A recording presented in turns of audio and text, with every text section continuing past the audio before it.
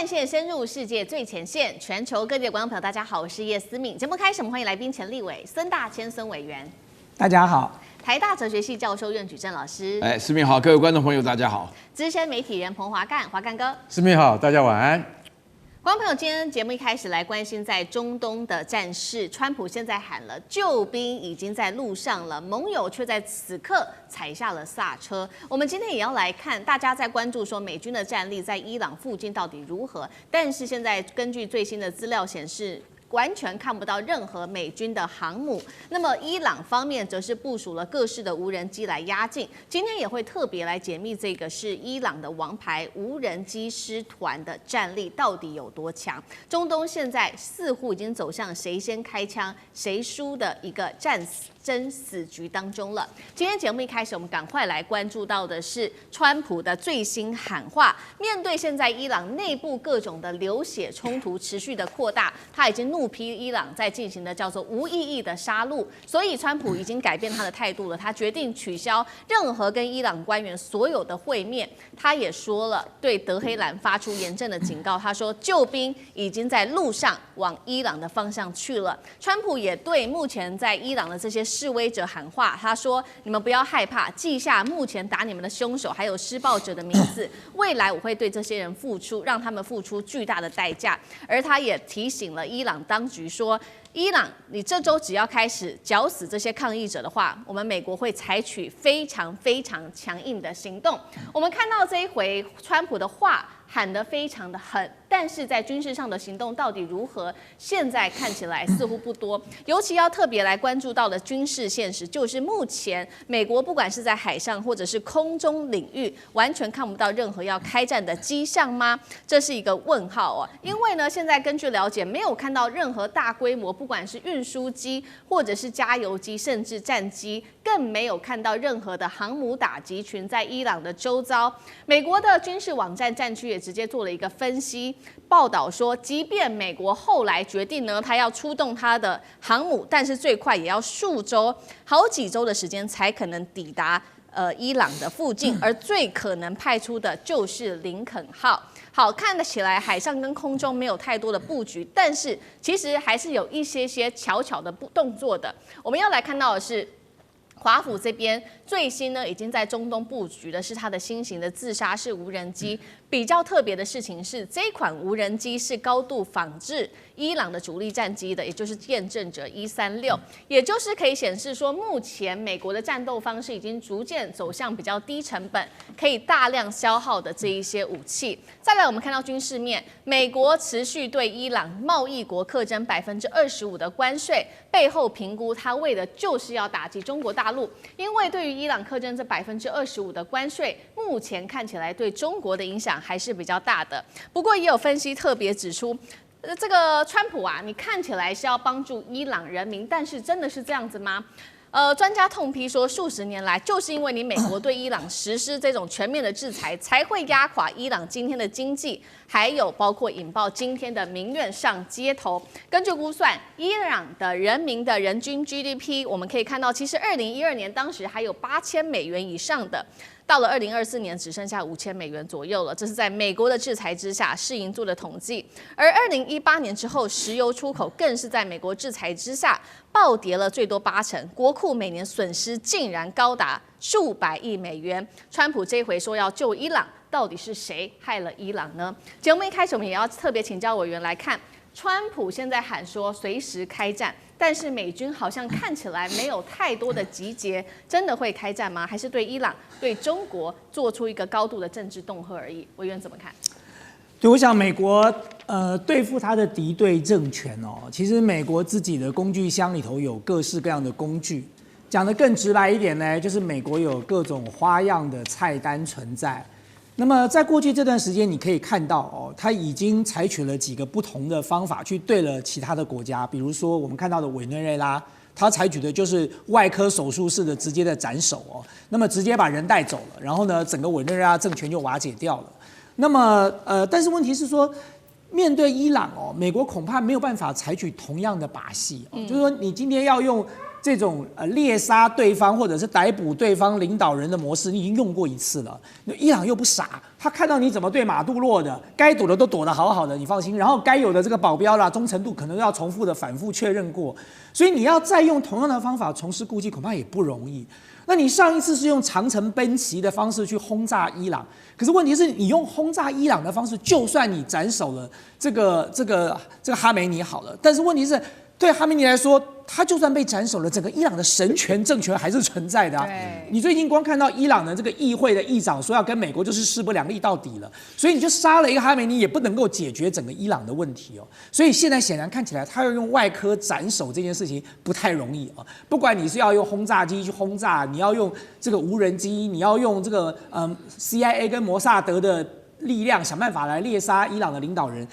对于你要取得伊朗的政权的主导的这个地位，几乎是没有什么太大帮助的哦。那么你只会加深整个这个伊朗的反弹，然后这个激化整个伊朗的报复的行动，那整个中东就是遍地烽火了。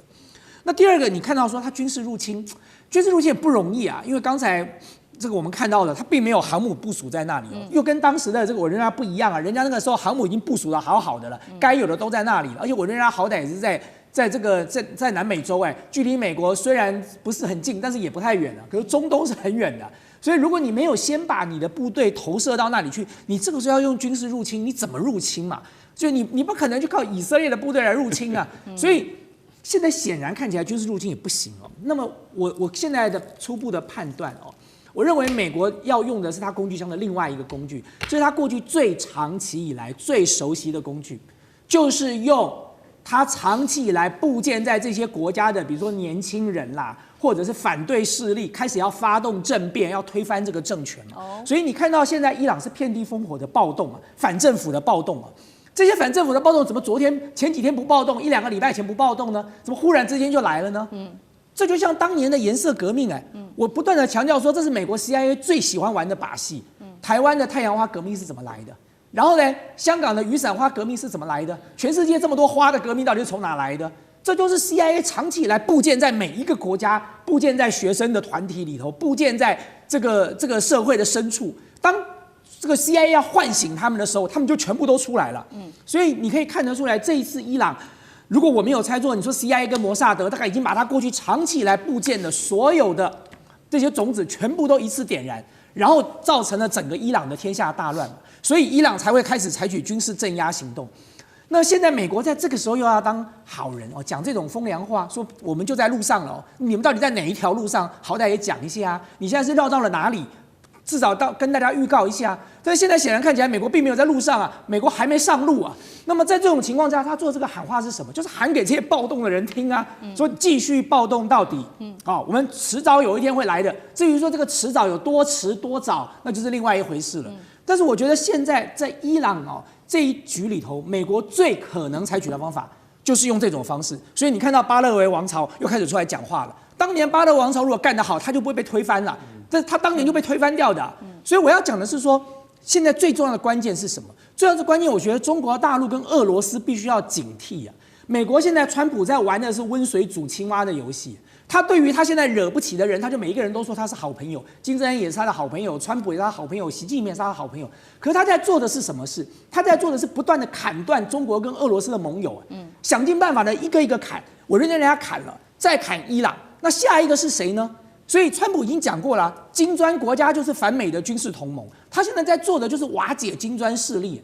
所以当他把中国大陆跟俄罗斯的盟友都砍光了，他已经掌握了石油这个这个生产了，他掌握了委内瑞拉，他再掌握了伊朗，美国自己本身也是石油输出大国所以当他都掌握了这些的时候，他就接下来要跟俄罗斯跟中国大陆叫板了。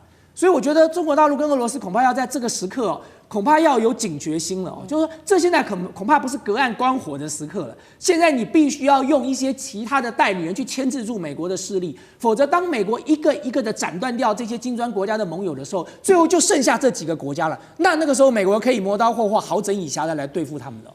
好，确实目前针对这一场暴动背后是否到底有没有这个美国 CIA 跟摩萨德的影子，其实外界也都在高度的怀疑当中。那目前确实这一场示威威暴动，目前已经造成了当地有非常严重的死伤人数，包括了数百人死亡，还有数千人被逮捕。面对现在整个暴动，可以说示威活动已经完全的失控了。伊朗也不是省油的灯哦，针对这些示威民众，还有针对于美国，他们也开始祭出了各种的反制动作。我们要来看到是伊朗当局最新用的方法，就是他们祭出他的军用无人机，部署在各大的城市，以无人机对民众来进行攻击。德黑兰的第二个方法就是把所有的网络干脆都切断，让这些暴动的民众再也无法跟外界做更直接的一个联系。刚刚特别提到的伊朗这次祭出的无人机，其实伊朗的无人机的战术过去就已经在许多的实战当中有特别的去使用过了。我们来看到几个例子哦，包括了在第一个2伊战争期间投入实战，第二个他们也曾经透过电子战捕获美军的 RQ-170哨兵，还有他的 NQ-9死神无人机。胡塞组织也多次的使用无人机来突破沙烏地和阿联酋的爱国者防空系统。去年，今天我们会来特别看到的是伊朗海军宣布成立的第一个海军无人机师，它是隶属南方舰队的，那构成了整体的舰载无人机的作战体系。到底战力有多强？等一下我们会来做评估。看起来战争是一触即发了，现在有许多的国家也站出来跟川普说，其实伊朗真的没有这么弱。劝你不要去进攻。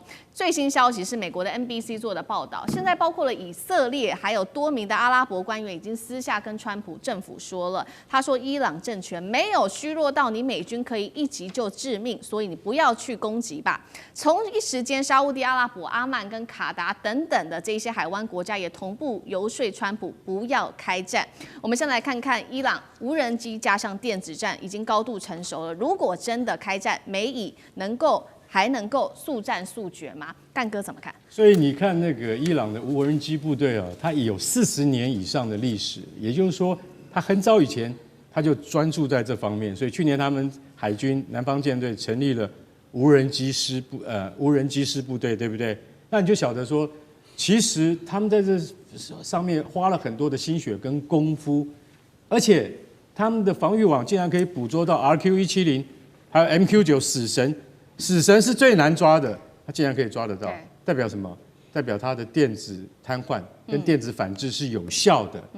那你就要想一想，如果今天美军是用传统的方式去进袭德黑兰的话，你会遇到的抵抗跟遇到的防御，绝对不是委内瑞拉可以比较的。这一点必须要先厘清这个观念。所以川普他现在不是闲没事做，他在椭圆形办公室一直在想，我要怎么打这一仗，这第一集要怎么打？当然，我们昨天讲过，林肯号虽然不在荷姆兹海峡，也不在红海，也不在波斯湾，因为林肯号它现在正在应该是南中国海最近，大家要赶过去的话，大概也要3-4天。那如果没有航空母舰的话，美国当然还是有别的手段，派出逆中轰炸机，或是派出隐形的核子动力攻击潜艇等等。可是这样子对于教训伊朗恐怕不够，你必须要有真实的部队调动，你知道我意思？就是说你必须要有真实的比如说像特种部队好了，你要有真实的动作，或者是说像入侵阿富汗或入侵伊拉克一样，真正的部队调动，那个就会被国际媒体的注意力给放大了。可是到现在都没有，所以我不认为美军有真正实质占领的动向。反过头来，我们来讲说伊朗的无人机。伊朗有多少无人机？没有人知道，你知道？我们账面上看得到的无人机有2000架，就跟它的飞弹一样，有2000枚一样。那事实上，据信超过1万架的无人机，所以这一次它才能够拿来对付老百姓。它用军用无人机的规格去对付100多座城市的抗议者，所以你就晓得说。他们的无人机储备是非常足够的，绝对比它的核子能力还要高超的许多。那美国如果今天有实质的入侵部队去进到德黑兰的话，绝对不要再重蹈1980年鹰爪行动失败的前提。鹰爪行动是美军灰头土脸、一败涂地，为了去救被何梅尼去软禁的55名。美国驻德黑兰大使馆的馆员然后8架直升机在伊朗沙漠里面撞成一团，以悲剧收场。那这次如果美军还要在伊朗沙漠，其实我老实讲一句，很投鼠忌器，你知道吗？因为他们曾经失败过一次，所以这次如果他真的要去进攻德黑兰的话，他的目标是谁？他的目标是不是斩首哈米尼？如果是斩首哈米尼的话，那单纯的多；但如果不是，是要推翻整个那个神学政权的话，那我觉得这就复杂许多。所以我觉得川普到现在为止不敢轻举妄动是有原因的。至于今天可能会什么？今天可能会正式在那个德黑兰处决一名才26岁的青年，采取公开处决。公开处决是什么方式？你知道吗？就是他们传统习惯的用起重机的吊架把人给吊在大概3层楼、4层楼的半空中，给所有人看，而且他经由这个电视台发送到全国各个角落，这叫公开处决。那这个年轻人到现在是不是已经被处决了？很快就会有画面。我是奉劝伊朗，你不能用无人机来对付自己的老百姓，也不能这样公开处决反对你的人，否则的话，你的这个政权哈米尼恐怕不能够再持续下去，因为国内的反对声浪恐怕会越来越大。虽然我们完全没有讯息，为什么？因为伊朗官方已经把所有的讯息屏蔽了，30%以上的这些讯息全部都屏蔽掉了，所以你就知道说，我们现在对于内部我们真的看不到实况，这是让人家非常担心的一件事情。好，内部的讯息整个被封闭住了。那这场示威暴动仍然在持续当中。川普在这个时候喊话说，救兵已经要逐渐到了，说是要救这些示威者。但是同样时间，阿拉伯半岛电视台也出来酸川普说，现在伊朗的经济搞成这样子，是因为你数十年来对我们寄出的各种制裁，结果你现在反而说要救我们，是不是很讽刺？岳老师怎么看？我对于伊朗的这个国家的话呢，感触非常强烈，就是说，它其实是一个非常富裕的一个国家。然后现在的话呢，在美国的经济制裁下，我算了一下，将近47年的时间，这么长的话呢，那么伊朗能够撑到现在的，基本上它变成一个神权国家了。那么神权国家的话呢，你这边问的问题讲到用人权来批评神权国家，这个其实讲起来是对于我们宽容与多元文化的一个比较不容易解决的问题，因为它神权本身来讲的话呢，就是神权，既然是神权，来讲什么人权嘛，对不对？所以说在这种情况下，但是我觉得川普讲的话呢，我分成几点来讲啊，就是说第一个的话呢，他吹牛的这个成分比较大了啊，因为他不敢陆战啊，因为伊朗不是委内瑞拉啊，伊朗很大，而且有8000万人啊，对不对？而且长期来讲，他的革命卫队的力量对国家控制的情况蛮好。另外，最主要是我们对他情况下不知道啊，它里面到底内部发生什么？但是我们得到一个消息，就有一个名词叫孟加拉模式，就是伊朗这次在暴动过程当中呢，有非常非常多的伊朗的革命卫队，至少有一个上校，还有另外一个领导的话呢，是被暴民杀害了。所以说这个要处决的方式的话呢，基本上也跟这个有关系。这个叫孟加拉模式，就是2024年孟加拉革命。然后第二点的话呢，这个川普呢，这个在吹牛，要对于跟伊朗有生意往来的要加25%的关税，对不对？那个川普自己的那个关税的话呢，马上就要被最高法院判非法了。这个还讲什么东西？那另外到目前为止的话呢，我觉得伊朗本身的内部啊，这个还是说有很多外在的原因会使他团结。比如说巴勒维的儿子就在那边叫嚣啊，希望他们能够把革命弄多一点。然后这个的话呢，其实是有助于这个伊朗的神权的赫梅内伊的维持了啊，就是让他们内部更加团结。所以我觉得这件事情的话呢，大家关心就好。不用太紧张。好，谢谢袁老师。那我们休息一下，马上回来。地缘政治、美中之争、战略价值、强权崛起、小国生存，现在与未来洞悉事件走向，掌握世界脉动，全球观点尽在环球大战线。好，持续要来特别关心到的是，川普玩脱了吗？因为法国这个时候怒呛要退出北约，另外还有就是美军在欧洲的基地会不会全面失效呢 ？CIA 有没有渗透在格陵兰当中？今天就这些议题会一起来做关心。3个火线话题，今天我们请来宾特别帮我们做解答，是川普的下一个目标，看起来就是格陵兰了。那现在欧洲国家几个重点国家跳出来呛川普了，他说逼到了法国喊说我要退出北约，欧洲则是反呛封杀美军基地，这是美国亲手引爆的北约瓦解时刻吗？如果真的不幸美军一旦失去了欧洲立足点，美国的霸权在全球还剩下多少呢？这第一个问题。第二件事情，我们来看到川普持续的骂丹麦，翻历史旧账，还讲到这个雪橇赛的政治化。川普是不是在复制委内瑞拉模式呢？因为是不是他未来想要动武，在针对于这个丹麦？针对于格陵兰动武来制造一个正当性 ，CIA 有没有可能渗透在格陵兰当中？这是第二个问题。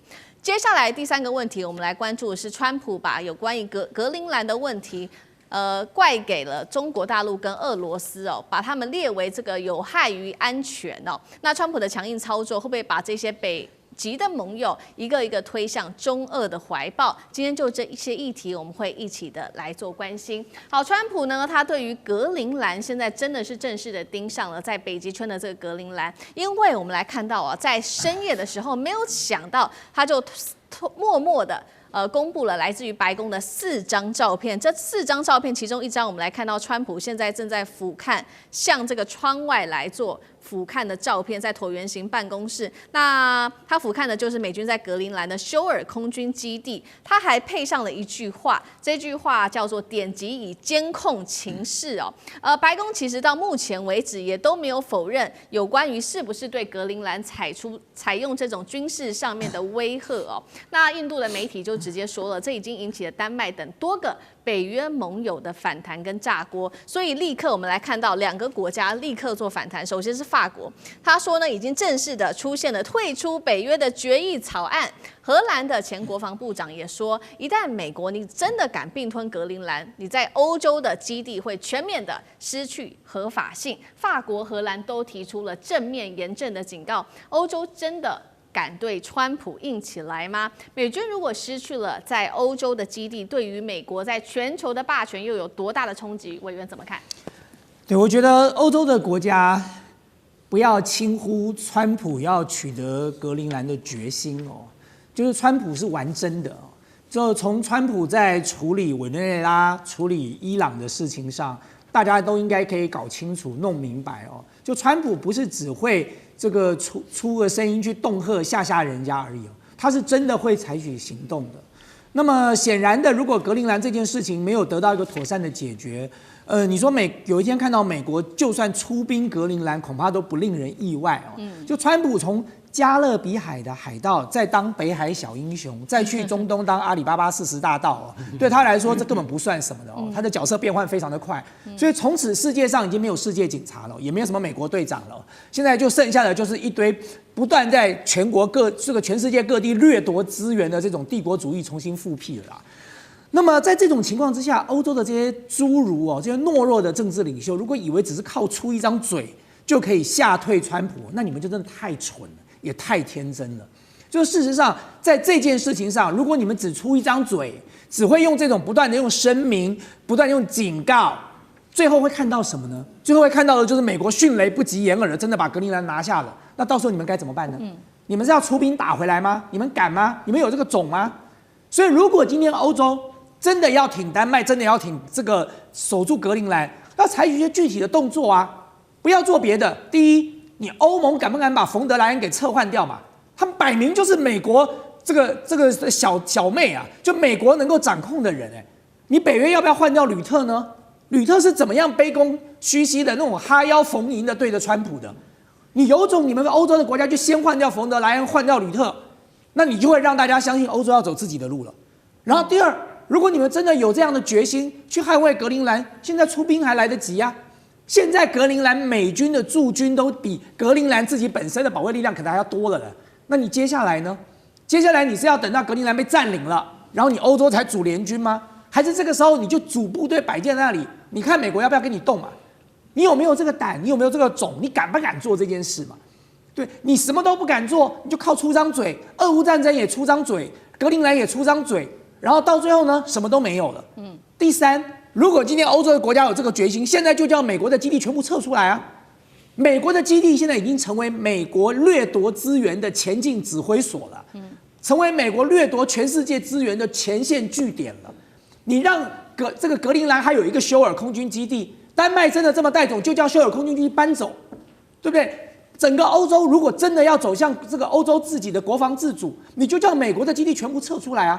今天是格陵兰，下次会不会轮到德国嘞？有一天会不会轮到法国？谁知道啊？你把美国的基地摆在那里，你不就等于是打开门让强盗在你家已经在那边打地铺了吗？等到他哪一天想抢你家的时候，他顺手就抢2下了耶。所以今天欧洲这些国家啊，如果还只是出张嘴，每天以为说这个呼吁一下啦，喊个话啦就可以解决了，别傻了。你们在川普的眼中就像蝼蚁一样啊，他觉得一踩就可以把你们踩死了。好，面对于欧洲现在都只是喊话的一个层面，确实，所以看起来川普的态度比过去还要更加的强硬哦。他直接说了，他直接翻出丹麦的过去的历史旧账，就说呢，丹麦你在2战期间非法占领了格陵兰，甚至连格陵兰的狗拉雪橇赛都爆出了不当邀请的这种政治争议。那格陵兰人其实现在为止都非常的无奈，但是他们其实能做的也不多，他们就是不断的抵制美国。做了什么呢？不买美国的东西啦，然后不去美国了。高达85%的人说呢，他们反对被美国并吞。有这个格陵兰人甚至梦到说，川普开着船从海上逼近他们，在梦中做梦都可以梦到川普，到底有多紧张？苑老师怎么看？他有没有可能像当初拿下委内瑞拉一样，用这个情报战也去拿下格陵兰？哎呀，我跟你讲，这个事情啊，非常非常荒唐了，都不知道从哪里评论起。大家要知道，格陵兰211万平方公里，一共只有5.6万人呐、而且绝大多数都集中在他们的南方啊。格陵兰有75%以上的土地是在北极内啊，这根本就没办法居住。那么川普现在的话呢，搞到格陵兰的话呢，他自己的一个想法啊，就是说第一点，他眼里根本就没有北约了，更不要说是欧洲了啊，他会觉得欧洲就是废物啊，看着对他来讲的话呢，赔钱货。那第二点的话呢，就是说川普本身呢，他要格陵兰的目的是什么呢？他要资源，他要这个地缘位置啊，他要那个北冰洋的航道，因为的话呢，啊，那么我在这边要告诉大家，川普做的事情啊，他对于这个丹麦啊或者格陵兰极尽侮辱之能事啊，要军事入侵的时候，他还特别讲说，这个丹麦在格陵兰的防卫武力只有2架狗拉的雪橇，我算了一下，大概有个每一架雪橇大概有个6只狗，就2个人加12只狗，然后要派出特种部队来，那怎么可能嘛，对不对？因为那个委内瑞拉基本上人家还有3000万人，那个整个这个真的是笑话笑极点。但是我告诉大家，真正的目的哈，川普的目的是这样子的，他要当汉武大帝，因为他发觉他的其中选举。到了今年11月的时候，他真的有很大的麻烦，他一定要又开疆辟土，就讲到说我对了美国的话呢，占下了这211万的平方公里的土地啊，那么就是一个很伟大。那我觉得美国确实有很多人相信能够开疆拓土的。皇帝也好，国王也好，总统也好，那么基本上都是个很能干的，这是他真正的目的了。因为要格陵兰的话呢，然后他就乱讲，说什么中国、俄国，如果我们现在不占领的话呢，中国、俄国就要占领，那怎么可能的事情呢？因为这个是一个破坏了这个战后的秩序。就最有趣的是，那个俄国的那个梅德韦杰夫了，当过总统的，他讲说你要快一点啊，你要快点出兵啊，要不然格陵兰一公民投票又变成俄罗斯的了，这不变成笑话了吗？是，好，确实哦，所以这个川普现在要拿下这格陵兰，如这个岳老师帮我们看到了，除了抬升自己的政治声望之外，刚刚老师也帮我们特别提到了，还有资源，还有战略哦，因为它的位置其实相对来说真的非常重要。格陵兰，我们看一下这一颗地图，其实呢，它呢握有稀土、铀矿、能源命脉之外。它的地图上面可以看到，它是卡住整个北极航道的，同时跨越了欧美之间的一个距离哦，所以呢，也是这个北大西洋跟北极战略的一个战略咽喉。那川普又不断在这个时候拿中国大陆跟俄罗斯当借口，说他们一直不断的靠近这个地方。那中国大陆跟俄罗斯也跳出来痛骂川普。我们来看到中国说的，中国说。他们在北极的一切行动完全符合国际法。俄罗斯也酸说，美国啊，你再拖下去，格陵兰恐怕会先公投加入俄罗斯。接下来有没有可能格陵兰对于中国大陆跟俄罗斯的态度会比过去更开放？看着自己盟友川普对他们这样，有没有可能他们改变态度？干哥怎么看？我觉得俄罗斯总统开这个玩笑蛮有趣的、啊，就是说你赶快哦，你赶快动手哦，哈，川普，不然的话，到时候他们一公投的话。他们可能要倒向俄罗斯哦，哈，对不对？他是开一个玩笑。可是我可以告诉各位，其实格陵兰人他们完全不想当丹麦公民，更不想当美国人。他们想要独立。他们的种族叫做因纽特人啊，因纽特人其实坦白讲就是爱斯基摩人的一支。他们认为格陵兰是他们的故土啊，是祖灵之地。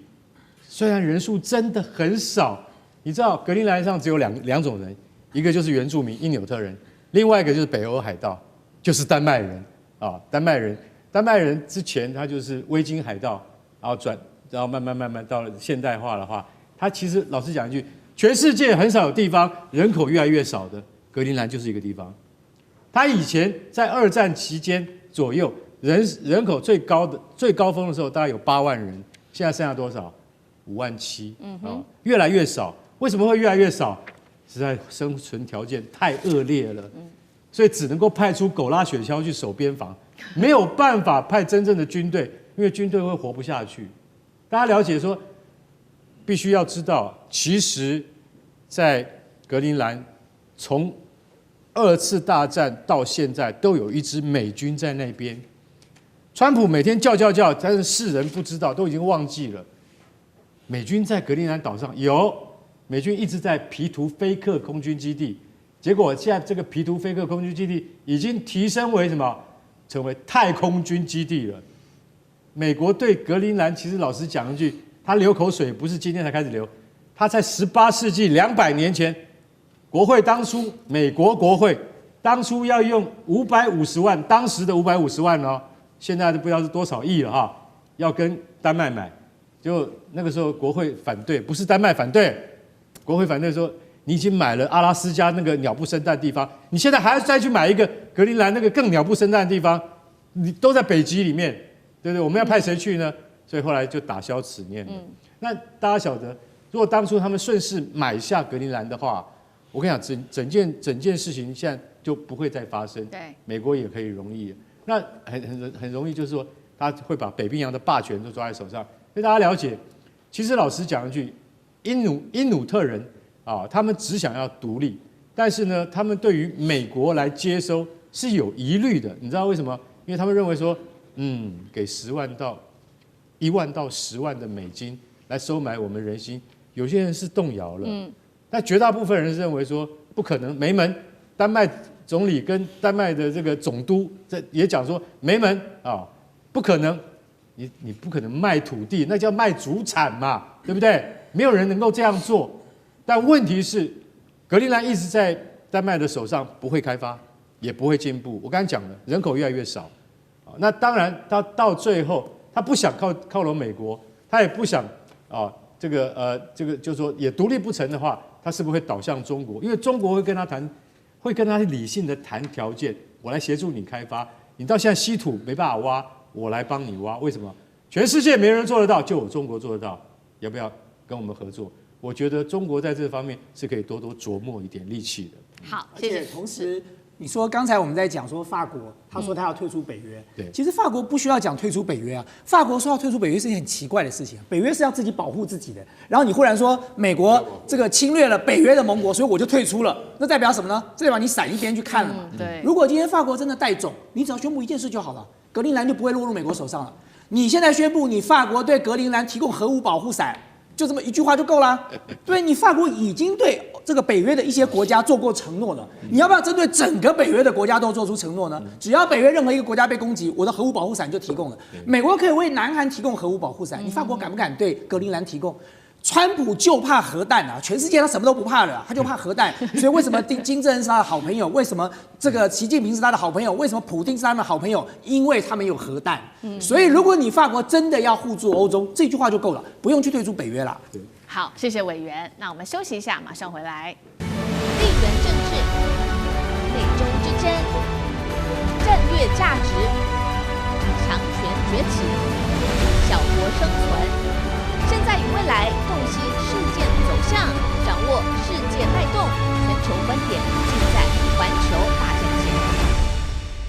接下来我们要来关心到是北京正式的说要收回钓鱼岛，那日方不敢还手，是怕被灭吗？今天就这些议题会一起的来做关心。另外呢，大陆针对于日本的禁令现在越来越严重，那么已经引爆了这个特别的一些冲击跟效应。等一下一起来关心的是赴日观光人数现在腰斩、腰斩再腰斩。好，赶快来看到的是，这是最新消息，也就是日本的首相高市早苗在奈良这边，其实他安排了一场是事前没有对外公布的古越交流的一个外交活动。我们可以看到画面上，他就是跟南韩总统李在明一起打鼓，而且呢，他们打一打还交换一下鼓棒哦，大家一起在演奏着 K-pop， 画面看起来是非常的和谐而且开心的。有一个说法是，为什么李在明今天要演这一出呢？因为他想要转移焦点，就是因为现在中日在钓鱼台的争议已经越来越严重了，所以李在明呢，他借由这样子的一个活动也转移焦点，并且他在此刻突然间说了一些话。他说，台湾问题是中国和日本的问题，韩国不会介入，等于李在明在政治上面已经完全的跟日本做出了一个切割。刚刚讲嘛，中日关系因为这个钓鱼岛的问题不断的升温，赶快来看到。日本方面是怎么说的？来自于日本的海上保安厅，他说的，去年呢，一共是侦测到中国海警船在钓鱼岛周边出没357天。他说这几乎是全年无休的，而且是2012年日本将钓鱼台国有化以来最高的一次记录。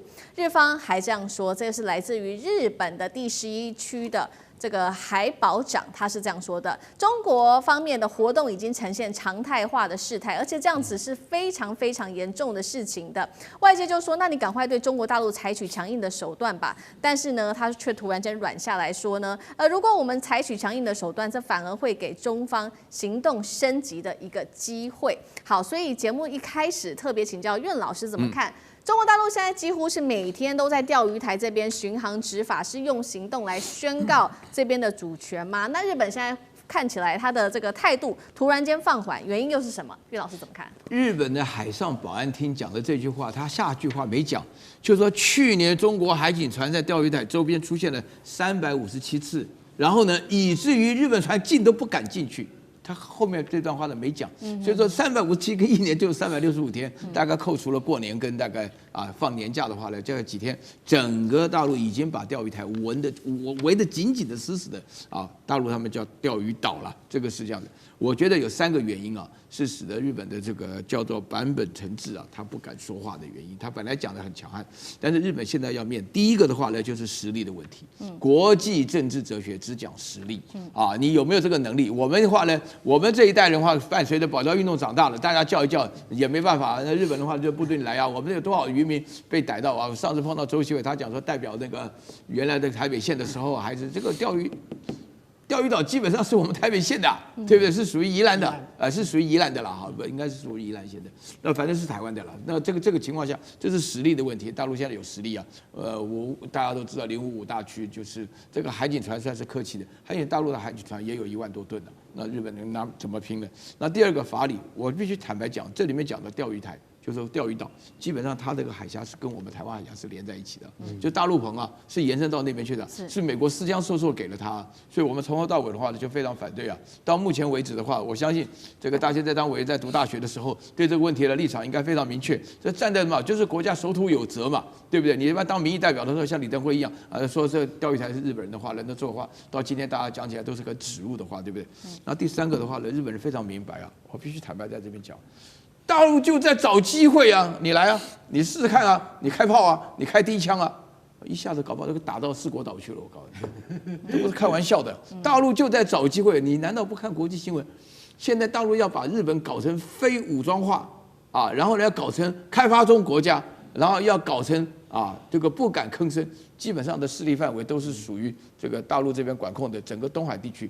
所以你从这个情况下来讲，你就可以发觉前一阵子辽宁号就已经绕过4国岛，对不对？已经过了第1岛链的话，就是基本上我说一句良心话这个围台政策我们感觉很恐怖下一次联合利剑就在围日本了，就这种情况。所以说日本本身来讲，他这个在主权的问题他都不敢太过于声张，怕到时候真的连那个讲，现在还有靠嘴巴讲，到时候连讲的机会都没有了。好，中国大陆借由此钓鱼岛的事件，也是对日本做出一个警告，其实也是有前提的，因为我们看到日方它也不断的在升高中日之间的紧张关系，原因就是它提前修订了它的安保3法哦，并且呢强化太平洋防卫为它新的一个战略核心。我们看到它的安保3法里面提出了哪3点？首先第一个，硫磺岛的港口扩建；第二个，飞机跑道也在做准备了；第3个是雷达的监视网不断的升级。另一方面，日本方面还不断的强调日美同盟。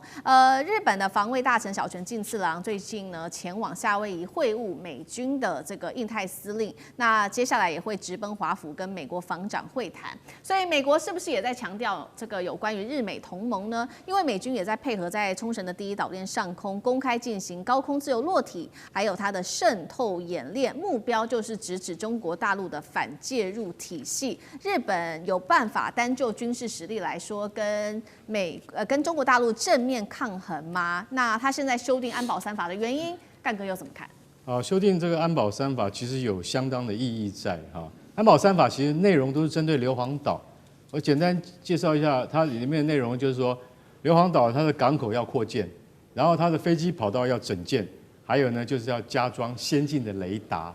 那这3步骤都做下去的话，你就会把硫磺岛的那个地位提升不少，因为它处于那个在前线的第1岛链的前线，是非常重要的岛屿。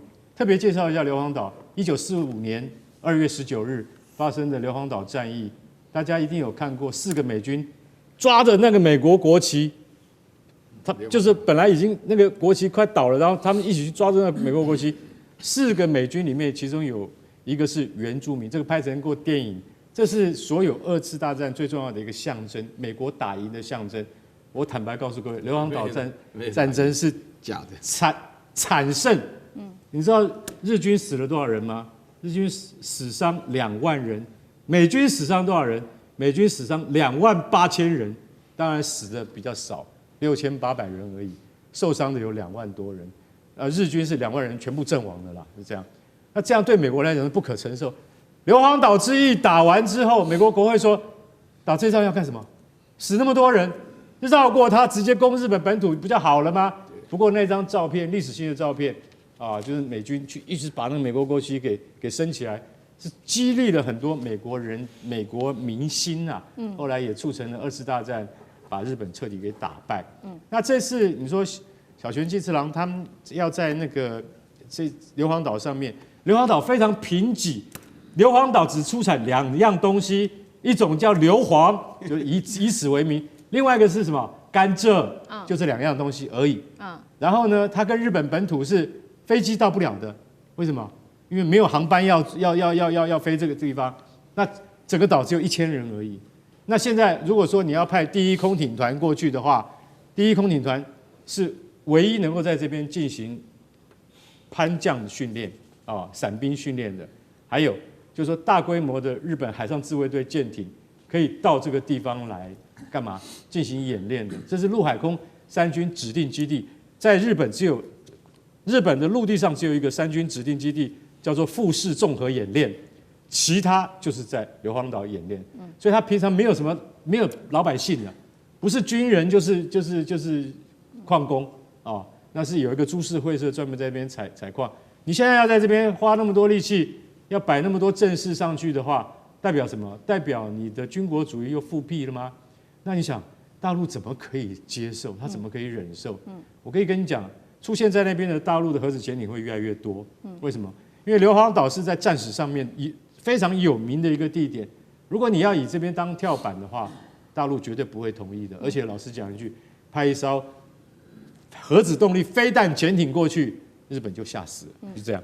好，这是中日关系紧张，中国大陆在军事上面的部署。那针对经济上面，对日本也有各种的制裁，而且有一个说法说，那个时候对于日本的制裁，日本说其实不会有太大影响。但是我们现在看到这个制裁的效应跟经济上面的冲击，正好在此刻逐渐的扩大。我们来看到是经济上面，中国大陆赴日旅客2025还有930万人次，那2026现在预估恐怕直接跌将近一半。最惨可能会只有480万人次。那今年的第一周哦，中国大陆去的国家最多的国家是韩国跟泰国，日本已经跌到第3名了，所以它的机场的旅客吞吐量年减幅预估是30%。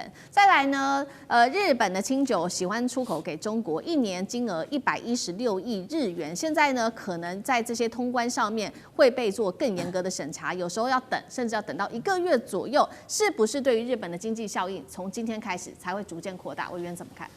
对，我认为刚才这些数据哦，日本可能还觉得不够痛了哦，所以北京政府如果真的要用经济的制裁让日本觉得痛哦，他恐怕要下更大的力道。就是你现在看到的嘛，他现在的这个旅日的这个人次至少只是折半的，减幅只是到了48%，代表还有50%的量在那里啊。然后包含我们现在看到的这些航班是一样的问题啊，吞吐量只减少了33%呢。那么，如果你真的要让日本觉得痛，你就必须要用更大的力度了哦。那么日本恐怕才会真正的感受到。但是我曾经说过，就长远来讲哦，日本当然的经济会受到冲击了。那么因为日本有很大的这个观光客的来源是来自于中国大陆的，中国大陆排名第1，台湾排名第2嘛哦。所以在这个过程当中，特别是关西的这个观光业受到了很大的冲击。但是现在你从日本的这个政府哦，从现在我们所看到的高市政府的一些种种的作为，似乎他准备在军国主义复活这条道路上要一意孤行走到底哦。就原本我们认为说他可能是在台湾问题上的一个失言风波，就现在已经不是失言风波了。他失言完之后，他开始来修改了所有的一切日本在这个原本要做军国主义复辟的一些障碍，他通通都在做排除了。那么因此，在这个过程当中，对中国大陆来讲，它恐怕就要采取更大的力度了。除了经济之外，就好像刚才我们在讨论的，在这个钓鱼台主权问题上，开始跟日本直接叫板了，就是你要不要采取行动嘛？你不采取行动，我就干脆把钓鱼台收回来了。你敢不敢？那么当然，其实我们要回过头来看整个世界的大局啊。我相信北京政府看的不是只有日本而已。当他看到美国在清理自己后院的时候，如果美国可以这样做，中国大陆何尝不可以把自己的前院清干净呢？日本也好啦，菲律宾也好，这个时候你不清理它，什么时候清理它呢？反正美国老大哥都当了初1了，你就当15就好了。一个扫自家后院，年终大扫除，你就顺便把自己家前院也清一清就好了嘛。所以李在明是一个聪明的角色啊，他早就知道这件事情，说他不要掺和进去了。那么在第一时间，他维持跟日本、维持跟美国、维持跟中国大陆良好关系，而且宣布说这件事情跟我一点关系都没有，我就在外面看好戏就好了哦。所以韩国反而成为最大的受益国。那我觉得对中国大陆来讲，它加重这个力度，某种程度来说，也是趁着美国去做其他的事情的时候，他先来在这些地方把这个主权问题也好，或者把这些该教训的、该修理的都修理一遍。那么当然，如果中国大陆的力度加重哦，我认为当然有围魏救赵的效果啊。就美国现在在处理伊朗啊，如火如荼了。虽然他说他的援兵已经在路上了，还没出发，但也许会出发哦。那你要让伊朗的压力减轻，只有一个办法嘛，就是你在其他地方点火啊，你让美国不得不救，攻其必救啊。就日本如果今天钓鱼台出事了，你看美国要不要来出面处理一下？这就是美日安保条约的问题啊。所以其实现在全世界的这些强权国家都在下一盘大棋，就不是只有美国在下，中国大陆在下，俄罗斯在下了。现在只是要看谁的棋艺比较高超一点而已了。好，谢谢委员。那我们休息一下，马上回来。地缘政治、美中之争、战略价值、强权崛起、小国生存。现在与未来洞悉事件走向，掌握世界脉动，全球观点尽在环球大战线。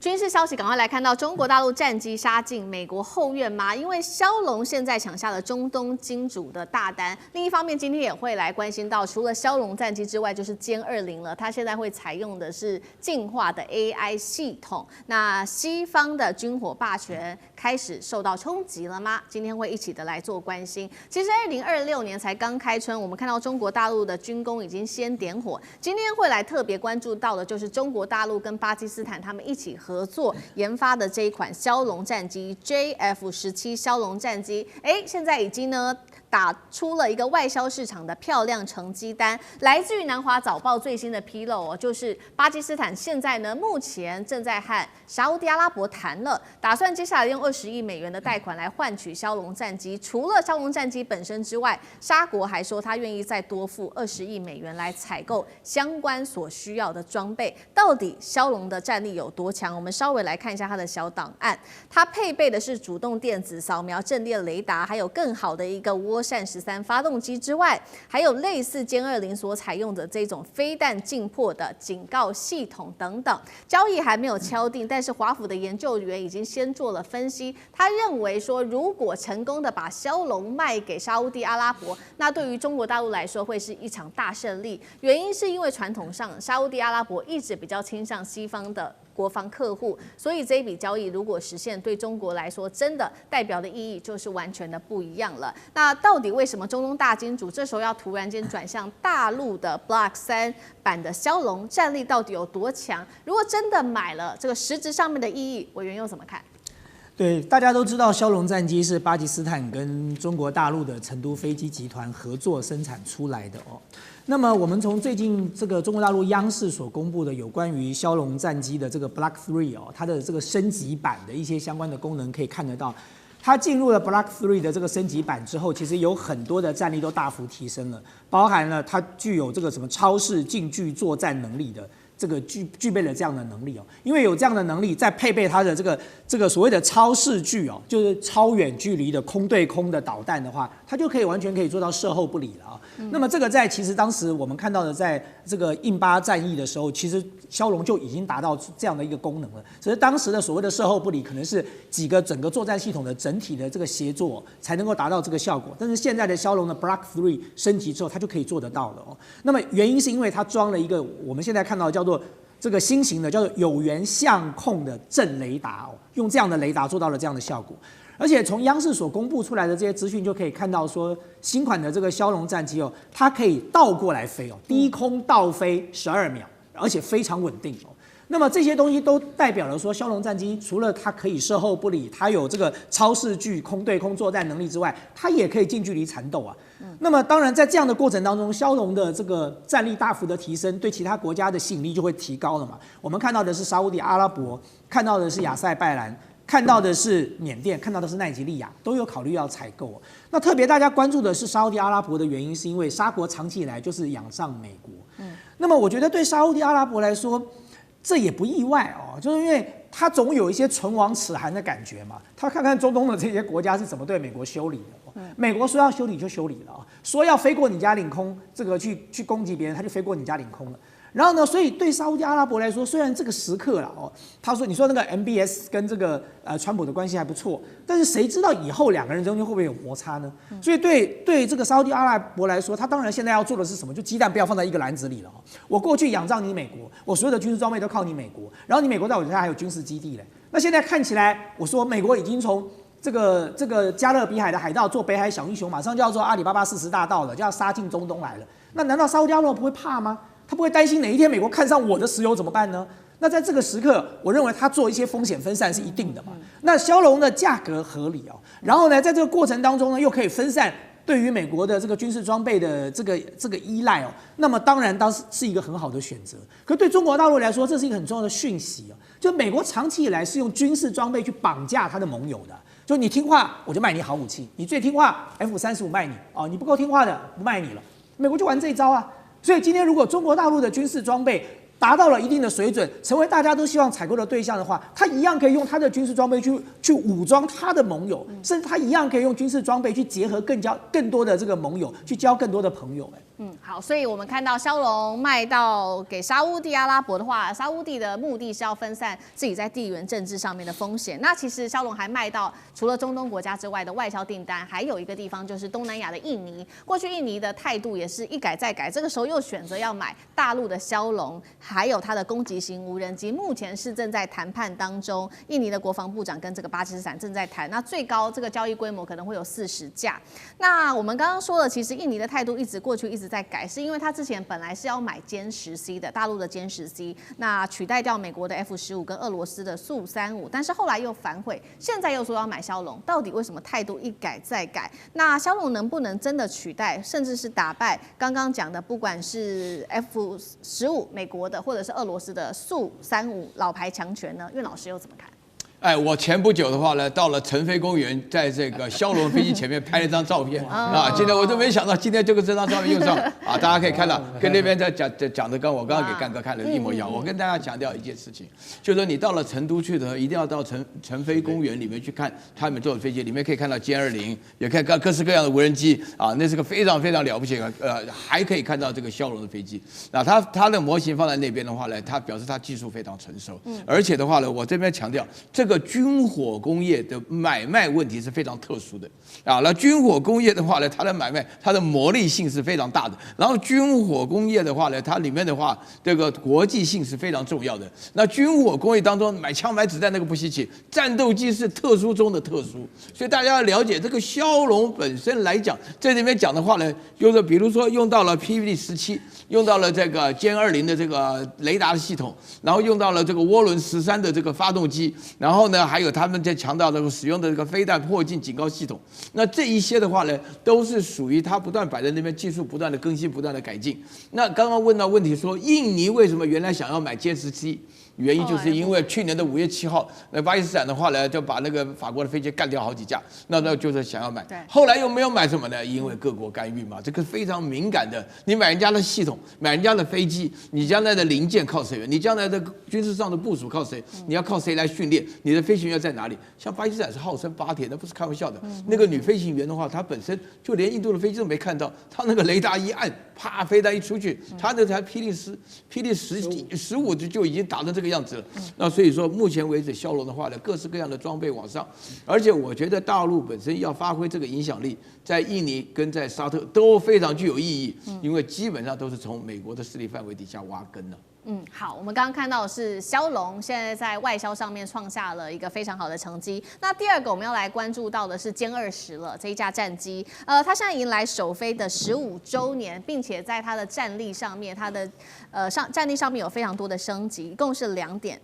一共是3点。我们先来看到第一个升级的是它的 S 型的进气道，直接可以遮挡住它的发动机的叶片，内部还有这种吸波材料，可以专门吞掉雷达反射，这是第一个。第二个是它采用全球首创的隐形压式布局，那前翼在飞行时制造这种脱体的涡流，就像一群小旋风，可以提升它整个机翼的升力。最后是歼20，它接下来还会融合 AI 协助飞行员可以整合这种战场资讯，做到及时判断威胁，而且是越来越能打。华干哥怎么看这一连串的升级？好，其实歼20哈，它最近已经推出了歼20S，S 什么意思？双座战斗机。双座战斗机最大的这个意义是，第一个它可以训练高阶飞行员，第二个是后面的那一位飞行员，他可能要做很多事情。什么事情呢？就是他会成为电子作战官，也就是说，驾驶员之外，电子作战由后面的那位飞行员来承担。代表什么？代表技术的突破。我们先讲一下什么叫做歼20的态势感知，也就是说，当飞行员坐在座舱里面，以前在2次大战的时候，我们都是要把座舱拉开，飞行员看看敌人在哪里，敌人在哪里。其实你坐到歼20的座舱里面，你还没有起飞的时候，它就像科幻电影一样，它已经都布满在你的抬头显示幕上面。比如说，东方200公里处有美国驱逐舰1艘，西方有我们的这个盟友啊，巴基斯坦的1队飞机，高度、方位、风向通通有。你飞机还没飞上天，都通通已经有了，这就是歼20。所以为什么这种飞机不能卖？沙烏地阿拉伯本来想买你，我不能卖给你，为什么？因为这就是最高阶的态势感知。然后现在呢，又更棒了，为什么？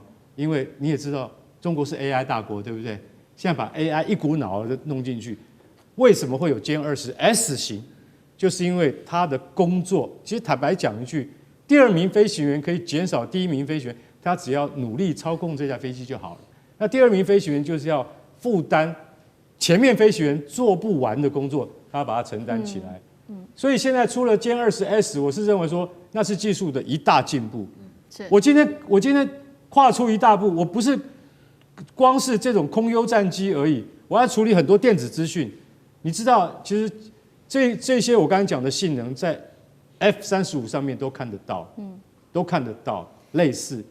所以大陆现在急起直追，你可以感受得到，它已经快要追上了。因为我们不敢讲说可以跟这个就是说那个 F-22或 F-35平起平坐这件事情，我们不下断语。可是它有没有追上去？有，而且最重要的是，歼20有一个大家不太会注意到的，跟标风战机一样的特点，就是它有压翼。压翼是什么？压翼就是在主翼之前面的一对小翼，这一对小翼可以让在进行大机动作对抗的时候，两架飞机，我今天没带飞机来，两架飞机要对抗的时候，你要怎么改出？一般的飞机做不到了，这样飞就这样，那是叫做惯性，就这样飞了。但是如果说你今天在对峙的时候，到了近距离接触的时候，我要改出，你会失速，你就掉下去的。但是因为它有了这2片压翼，它就不会掉下去。好，这个就是技术的进步。不过这个对于逆中战机而言的话，那是另外一个讨论层面，我们下次再来说。